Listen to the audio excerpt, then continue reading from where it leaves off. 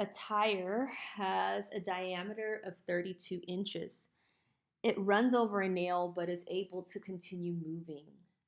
Write a cosine function that describes the height of the nail above the ground as a function of an angular distance. So let's visualize what's happening when we have a tire.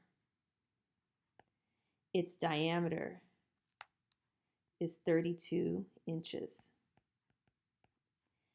At a certain point, when it's on the ground, it hits a nail. Okay? So that nail, the lowest point it can be is 0, and the highest point it can be is 32 inches off the ground. So if you're like me, you like to visualize what's happening.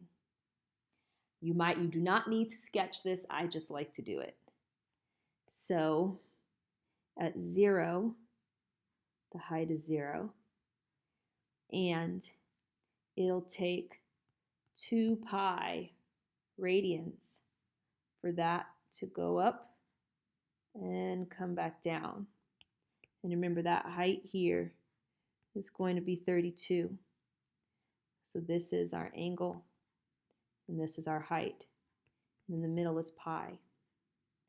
So if I'm trying to find this function, amplitude is the highest my nail can go minus the lowest my nail can go over 2. 32 minus 0 over 2, which is 16. That's my A. My vertical shift is the high plus the low divided by 2. 32 plus 0 over 2, which is 16. And you can see that 16 is the middle of that curve. We can see that 1 period equals 2 pi, right? Because that's how long it takes for a tire to make 1 revolution. So that means that equals 2 pi over b, which means that b was 1. And since we're starting down instead of up, we can see we reflect across the x-axis. But since we start at 0, no horizontal shift. So that means c equals 0. So if I want to write my height as a function of theta, my angle, h of theta equals some cosine, stuff's going on, so it's going to be negative because it's starting down instead of up, 16 for my amplitude.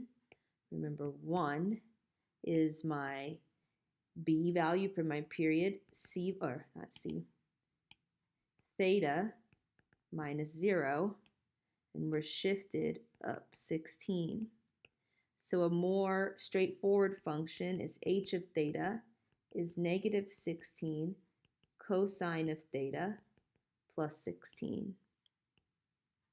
And we could plug in any angle to figure out what the height would be of the nail.